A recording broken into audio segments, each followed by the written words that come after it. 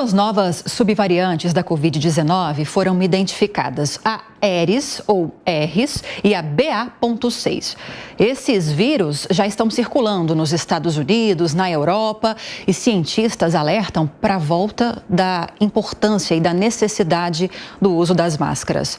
Beatriz Manfredini chega ao vivo aqui no Jornal da Manhã com informações a respeito dessa movimentação em relação ao combate à Covid-19. Oi, Beatriz, bom dia para você. Falamos nessa semana que a Pfizer pediu a autorização da Anvisa para fazer uma atualização da imunização do imunizante contra a Covid, justamente por causa do surgimento dessas novas variantes. O que você destaca para a gente hoje?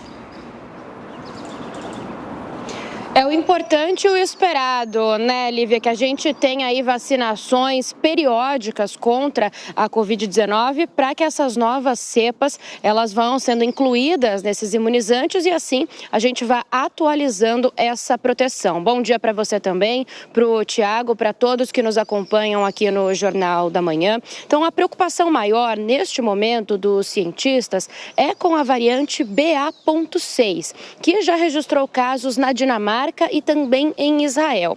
Os cientistas, eles estão analisando esses primeiros casos e alguns já recomendam a volta do uso de máscaras. Isso porque, de acordo com eles, essa nova subvariante, ela tem uma capacidade de se multiplicar e de mutar de forma muito célere, de forma muito rápida. E isso, claro, preocupa, né? Porque pode aí apresentar um contágio também mais rápido e indicar aí um aumento no número de casos. Essas informações ainda são iniciais, é claro, mas os cientistas começam a estudar, então, esses primeiros casos na Dinamarca e em Israel dessa subvariante BA.6 e ficam, então, em estado de alerta. O que eles dizem, né, é que essa capacidade rápida de mutação acende aí um alerta para um risco de uma nova onda de contágio.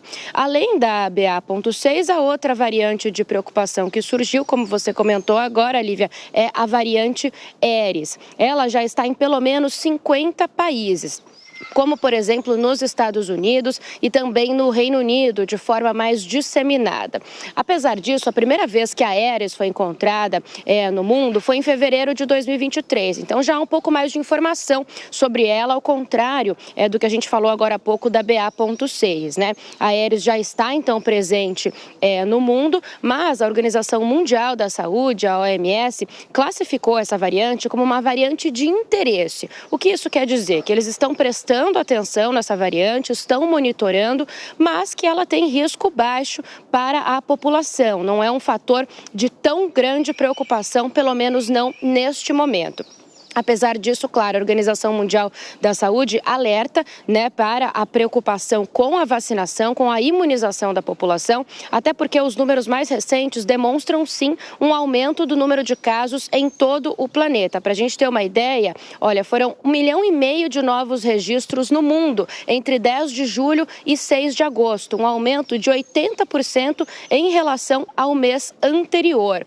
O que eles acreditam, a OMS, é que esse número, esse aumento de 80% pode ser ainda maior, pode estar defasado, uma vez que neste momento os países não estão completamente aí virados para esse monitoramento da Covid-19, o número de testagem caiu justamente porque a doença deu uma apaziguada em todo o mundo, então esse número pode ser ainda maior. Na contramão da alta de casos, nós temos queda no número de mortes, queda de 57%. Foram 2.000 óbitos, cerca de 2.000 óbitos no mundo nos últimos 28 dias, então preocupação um pouco menor nesse sentido. O que diz a OMS, é claro, é que apesar dessa preocupação com as novas variantes, é importante que a população esteja imunizada, o que nesse momento já acontece na maior parte do mundo, tanto pela vacinação quanto até mesmo por outras infecções. Então o risco de morte ou de formas graves da doença continua sendo menor, Lívia. E vale destacar, inclusive, Beatriz Manfredini, que nesse contexto em que cientistas estão alertando para a necessidade de